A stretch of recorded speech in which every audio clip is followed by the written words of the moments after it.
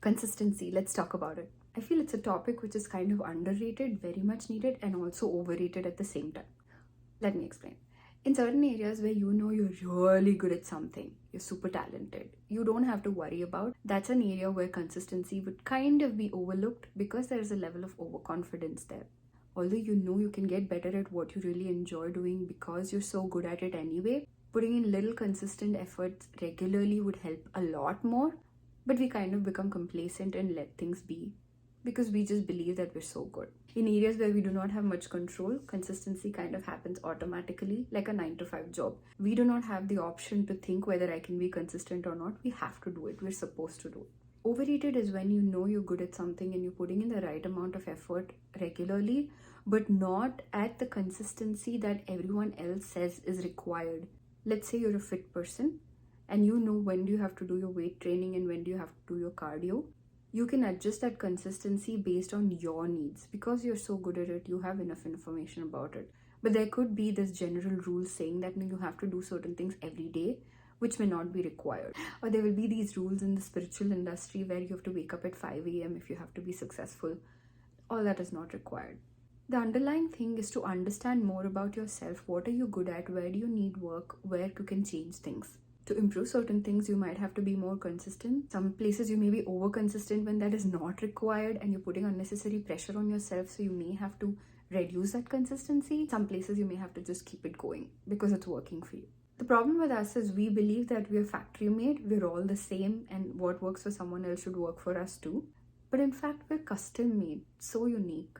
Every quality in us was put with all the effort and love possible from God, higher power, universe, whatever you believe in. We're made with such delicate details, and when we land here, we're just put in a box so that it's so much easier to control us. When each one's needs are different, eating habits are different, sleeping patterns are different, and everything is different, it's not easy to control. What's the best thing to do is put us all in a category and believe that everything works for everyone. And that's not the case. So the most important thing before being consistent about anything is to understanding what sort of a personality you are. What do you enjoy doing? What do you not like doing? What are your goals? What are your aspirations? How do you want to work? Where do you see yourself 5 years from now, 1 year from now? In certain aspects of my life, I can look 10 years from now how I want things to be. I have so much clarity on that. And there are certain aspects where I cannot even think how I want things to be tomorrow. If I want to be consistent and make plans for everything in the same way, it won't work. Knowing about yourself is a journey of its own. Understand how you function, understand what works for you, understand what doesn't work for you, and then build your routines according to you. First thing about consistency is what I have learned is understanding myself, how I function, what works for me, what doesn't work for me.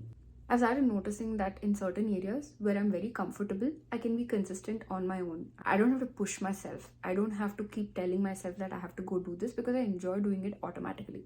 And there are certain areas where I know I can be consistent, and when I put in certain effort, after a few days, that consistency drops because I'm somewhere scared of success. For example, my working out, exercise. I've been going for my walks regularly, but somewhere I've been very scared of being successful. So when I start getting very consistent and I have maintained going for a walk for a few weeks, I automatically fall sick. This has been a pattern of mine which I noticed, and I'm now able to take action. I fell sick, but I'm still continuing my walk because I know it's useful for me.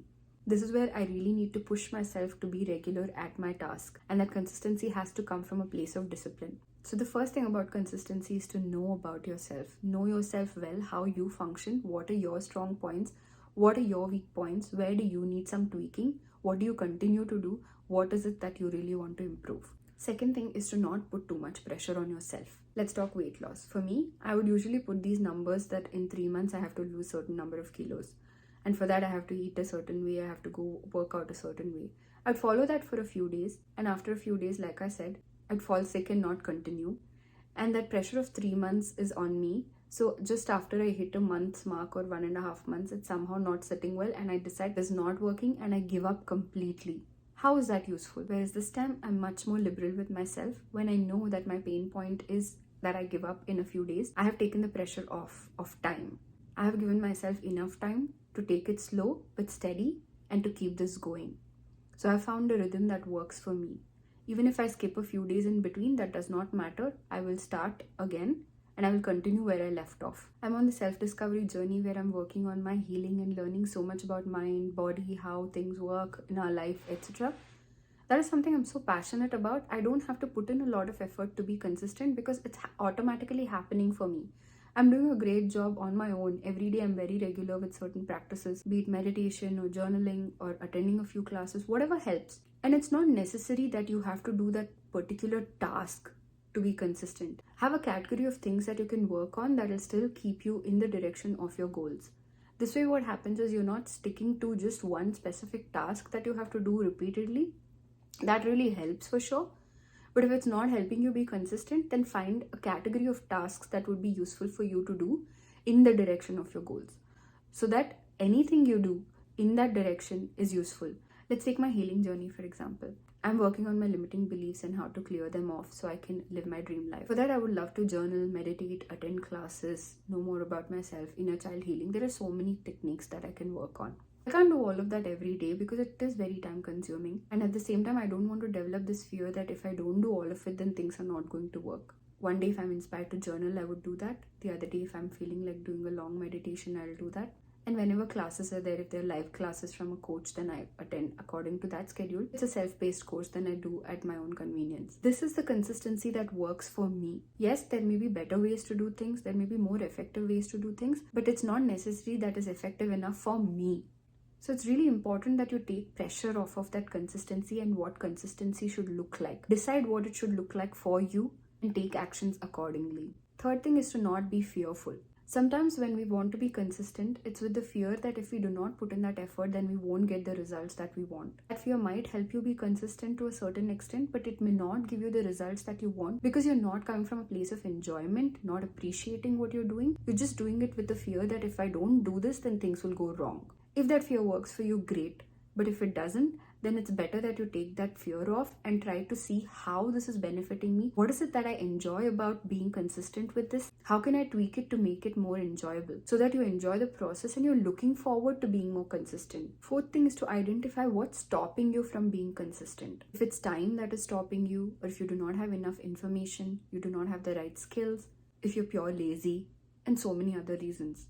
You have to figure that out yourself. So if you're not being able to be very consistent, identify what is stopping you. If you're pure lazy, then you really need to buckle up and do things differently if you want different results. You have to get out of your comfort zone. It may be difficult in the beginning, but it definitely gets easier as you get more consistent. If you're restricted on time, see if you can chunk it down in a certain way so you can squeeze in some amount of work on a regular basis. If it's money, then find out what are all the free resources available till you have enough money to afford something that needs to be paid for. There are always so many ways to tweak things in a way that would work for you, but all you need is that mindset to go ahead and make a difference in your own life. That comes to my next point, that is actually the most basic point that we should have addressed first, is why are you even doing something that you want to do? When you identify your why, the purpose of why you're doing something, you want to be consistent at something, and if that why is a strong enough reason to keep you going, you will not look for any kind of motivation or ideas to be consistent. It will happen on its own. So know more about yourself. What are your dreams like? What does your ideal life look like? How are you living right now? What is the gap between the two, and how can you bridge that gap? And for that, what are all the action steps that you need to take? When you know so much about yourself, then you can easily identify your patterns, where you're giving up easily, where you're overworking yourself, how to balance things out. That way you can have multiple routines that would work for you, so that even if you skip one routine, there's something else that is working for you. The base of it all is to know yourself, understand what works best for you. And success leaves clues, they say, right? Find people online.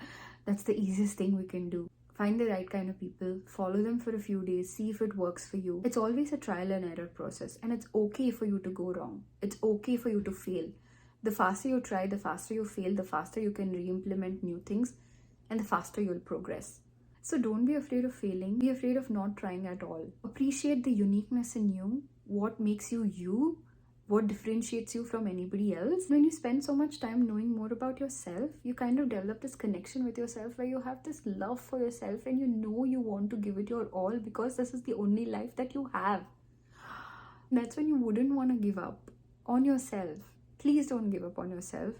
Know what makes you you, identify the uniqueness in you, appreciate the uniqueness in you, build a routine that works for you. It's okay if the whole world thinks you're cuckoo. It doesn't matter. When you have achieved what you're set to achieve, then you see people go silent. You got this.